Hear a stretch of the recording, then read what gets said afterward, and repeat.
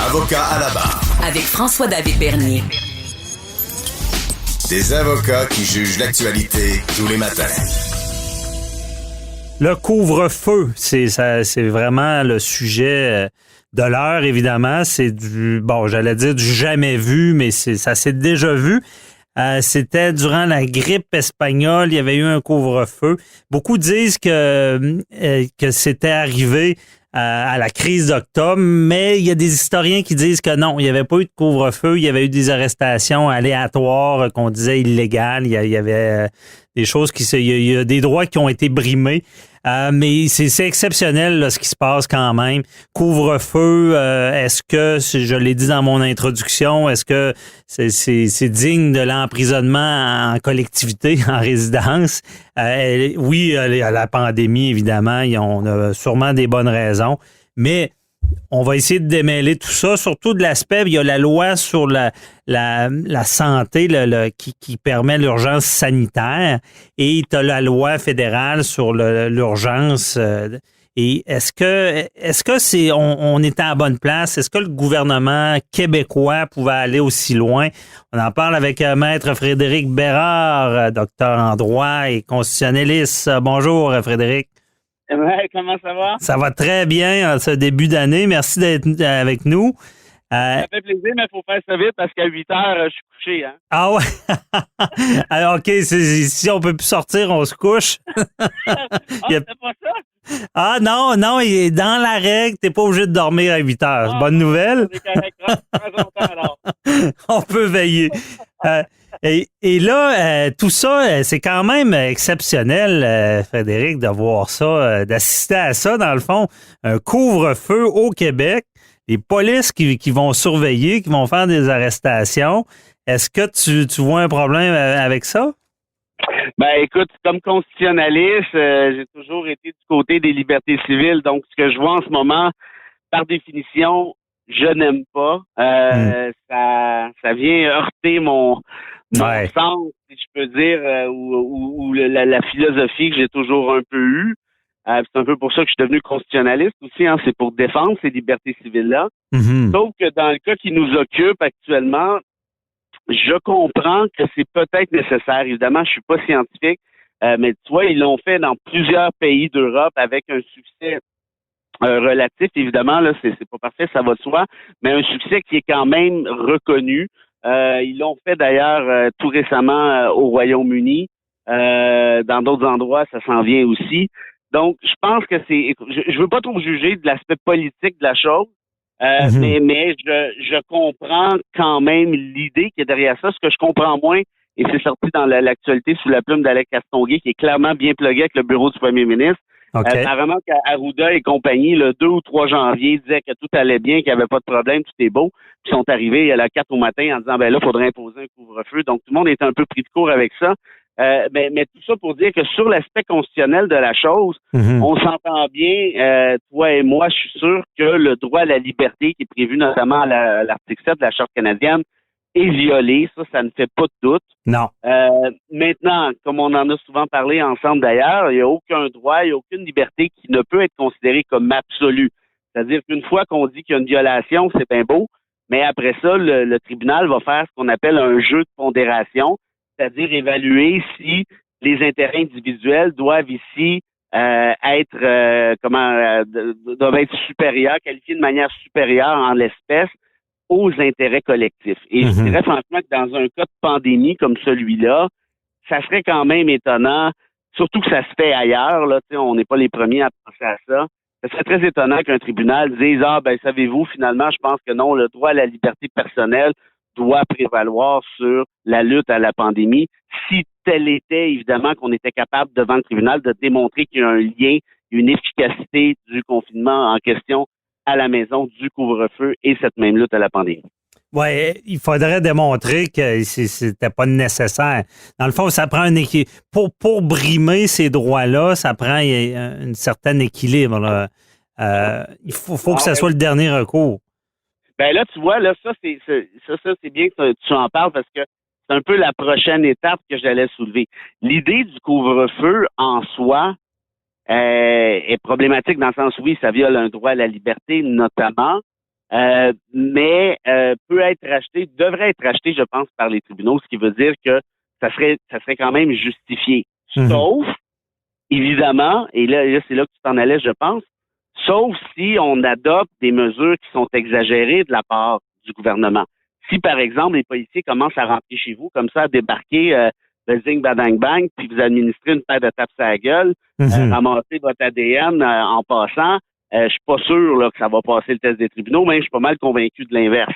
Par contre, si ils doivent aller chercher des mandats, s'il s'agit d'arrestation ou d'interpellation plutôt dans la rue, là, j'ai l'impression que ça passerait plus facilement. Mais évidemment, on s'entend bien que c'est pas parce que la règle, c'est pas parce que, par exemple, la loi, le règlement ou la directive, elle est correcte et légitime qu'il n'y aura pas des policiers qui vont abuser. Si le policier abuse, ben, la loi en comme telle ne serait pas invalidée, mais le geste du policier, lui, va être invalidé par les tribunaux.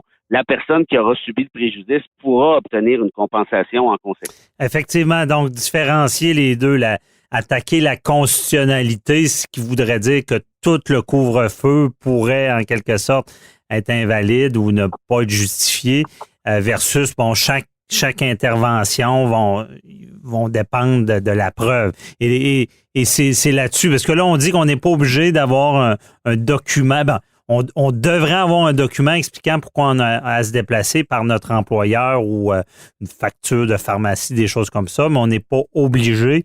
Et c'est là que il peut y avoir de l'abus des policiers des fois. Là. Ben ça, c'est évident. Puis moi, Geneviève Guilbeault a dit au moment où on se parle, toi et moi, là, ça fait peut-être une heure, elle a dit, ben, faut faire confiance au bon jugement des policiers. Moi, ça, c'est le genre de phrase qui mérite le poil à chaque fois. Parce que oui, je pense qu'il y a certainement une majorité de policiers qui est pas stupide, là. Ouais. Mais il y a clairement une minorité de policiers qui l'est stupide, justement, et qui manquent de jugement ou qui souffrent de power trip, puis qui aiment jouer au petit shérif fais-moi peur. Puis c'est toujours à cause d'eux que ça dérape. Hein? Pendant les manifestations de 2012, là, matricule 728, ben elle s'est assurée là, que les policiers aient une sale image pendant longtemps. Évidemment, elle n'était pas seule là-dedans, mais tout ça pour dire que la différence entre un policier puis toi et moi, c'est que le policier a un pouvoir qui est immédiat, un pouvoir de coercition, a un gun, un pouvoir d'arrestation. Donc, de dire, ben, on va s'en remettre au bon jugement de ces gens-là, c'est pas tout à fait comme se remettre au bon jugement du président du Club optimiste de Longueuil pour l'organisation de la prochaine année de Val-Molle. Tu sais, il y a une distinction. Alors, en même temps, j'essaie d'être le plus raisonnable dans mon appréciation du travail du gouvernement ici. C'est certain qu'une mesure drastique comme celle-là laisse place à un certain arbitraire ou à tout le moins une certaine discrétion de la part des policiers. On peut pas s'en sortir, on peut pas prévoir par décret l'ensemble des possibilités possibles, parce que des possibilités plausibles, parce qu'évidemment, tu sais comme moi qu'il y en aurait peut-être 1 million. Ben voilà, c'est une place dans une position qui est très difficile à mon avis. Ben effectivement, c'est ça. On peut pas nier qu'il peut y avoir de l'abus, même si beaucoup font leur travail comme il faut. Pendant que j'étais là, il faut que je comprenne l'élément, parce que j'ai l'impression que ça devrait être le fédéral qui ordonne des mesures aussi restreignantes sur les droits et libertés que ça, parce qu'il y a tellement de jurisprudence, seulement sur les arrestations, ça prend des motifs, on ne doit pas le faire aléatoirement, sur tout ce qui est déplacement d'une personne, comme je disais, c'est tellement des droits importants. Et ça devrait pas être le gouvernement fédéral qui va jusque-là? Est-ce que c'est correct que ça soit la province? Ça, tu poses une question qui est vraiment pas évidente comme réponse. Ouais. Pour les raisons qui sont évidentes, c'est qu'on est dans un cas absolument d'espèce où on se dit, OK, là, qu'est-ce qu'on fait avec ça, là? Tu sais, des couvre-feux, là, s'il y en a eu un lors de la grippe espagnole, j'étais pas au courant. Mais je sais qu'il n'y en a pas eu pendant la crise d'octobre, par contre. Donc, ça voudrait dire que ça fait un sacré bout de temps qu'on n'a pas été mis à l'épreuve à ce niveau-là. Rappelons des trucs de base qui peuvent être discutés et discutables, là, dépendamment de la situation, mais une province n'a pas le pouvoir en matière de droit criminel, ça, on sait ça. Ouais. Mais une province a quand même certains pouvoirs en matière pénale pour faire respecter certaines de ses juridictions. Or, ici, je pense qu'il serait question de la juridiction de la santé publique qui est à la base d'une compétence provinciale, donc québécoise. Ouais. Est-ce qu'on peut accompagner ceci de sanctions pénales? Il y a cette possibilité-là dans la loi sur la santé publique, si je ne m'abuse. Cela dit, c'est pas parce que c'est dans la loi que c'est nécessairement constitutionnel. Et une affaire, par contre, et là, je ramène ça à ce que tu disais. Moi, à mon avis, c'est certain que si le fédéral avait voulu entrer là-dedans en disant, écoutez, là, moi, oui, c'est vrai que la santé, c'est essentiellement une compétence provinciale, mais je peux aussi, moi, avoir ma compétence en matière de santé, le fédéral, en utilisant mon pouvoir en matière de droit criminel. Et ici, je compte utiliser ce pouvoir-là, ou ça pourrait être aussi ce qu'on appelle la théorie de l'urgence nationale. Quand on considère qu'il y a une urgence qui traverse le pays, ben là, le fédéral peut agir à ce moment-là. Ça prend des cas d'exception, mais je pense que nécessairement la pandémie, c'en est un cas d'exception, ça va de soi. Donc, est-ce que le fédéral pourrait agir là-dessus?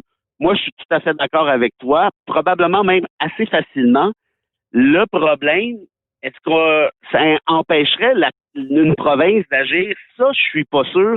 Et j'aurais tendance à dire que probablement que non. Dans l'optique aussi, ça allait devant un tribunal. N'oublions pas que, mets-toi à la place du juge, là. Est-ce que si tu as, évidemment, ça prend des rapports d'expertise, là, ça prend de la science, là, avec ça, on s'entend bien. Ouais. Mais si tu es juge, est-ce que tu vas dire non, j'annule le couvre-feu? Alors que le consensus scientifique est à l'effet que ça peut être utile dans la lutte. Ben oui. Mais je pense que tu réponds très bien à la question. Même tu as répondu à ma question. Puis au final, en résumé, c'est vrai, compétence de la santé de la province et surtout du fait que la conséquence du geste, ce n'est pas une possibilité d'emprisonnement, mais bien du pénal, comme tu l'as bien dit, une contravention. Ça coûte cher, mais la personne ne sera pas mise en état d'arrestation, incarcérée le temps pour être sûr qu'elle ne va pas chez son ami. Elle va avoir le ticket. Donc, pour ça, je te donne raison. Très bonne réponse. Merci beaucoup. Un morceau de robot. Un morceau de robot. Eh bien, on s'en reparle. 2021. Hey, on s'en reparle assurément, Frédéric, parce que, d'après moi, on n'a pas fini d'entendre parler de ça, parce qu'on attendra les contestations, parce qu'ils vont arriver. C'est sûr. Imagine, il y en avait pour les masques, là. Fait que, j'ai comme tendance à penser qu'on en a peut-être même pour un petit bout à jaser de ça. Oh que oui. Fait que, on suit ça. Hey, merci beaucoup, tes éclaircissements. Salut à tes super auditrices. Merci, bye-bye.